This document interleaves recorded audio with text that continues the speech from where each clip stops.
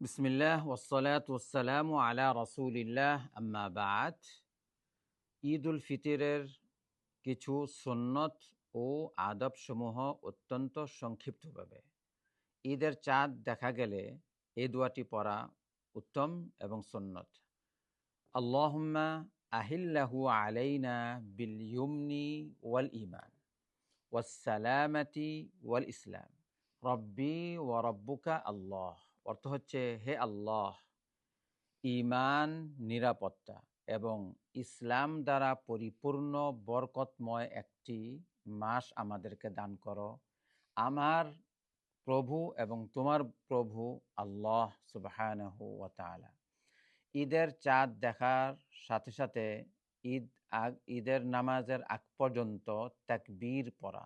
তাকবীর এইভাবে পড়া যেতে পারে: দুইবার আল্লাহু আকবার বলা, আল্লাহু আকবার, আল্লাহু আকবার, লা ইলাহা ইল্লাল্লাহু, ওয়াল্লাহু আকবার, আল্লাহু আকবার, ওয়ালিল্লাহিল হামদ।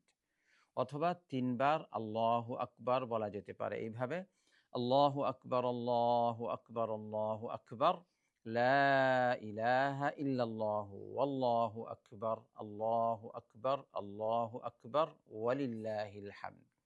ঈদের দিন গোসল করা, সুন্দর কাপড় পরিধান করা, সুগন্ধি ব্যবহার করা, ঈদের নামাজে যাওয়ার পূর্বে কিছু খেজুর অথবা কিছু খেয়ে যাওয়া, ঈদের নামাজের পূর্বেই জাকাতুল ফিতির আদায় করে ফেলা, ঈদের নামাজে যাওয়ার সময় সম্ভব হলে এক রাস্তা দিয়ে যাওয়া আর অন্য রাস্তা দিয়ে ফেরত আসা, ঈদের শুভেচ্ছা বিনিময় করা।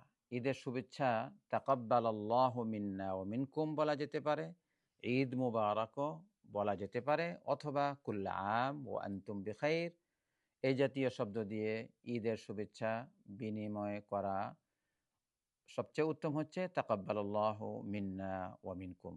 তাহলে আমার পক্ষ থেকে আপনাদের সবাইকে ঈদ মুবারক। তাকাব্বালাল্লাহু মিন্না ওয়া মিনকুম সালিহাল আমাল ওয়া জাযাকুমুল্লাহু খাইরান। ওয়াসসালামু আলাইকুম ওয়া রাহমাতুল্লাহি ওয়া বারাকাতুহু।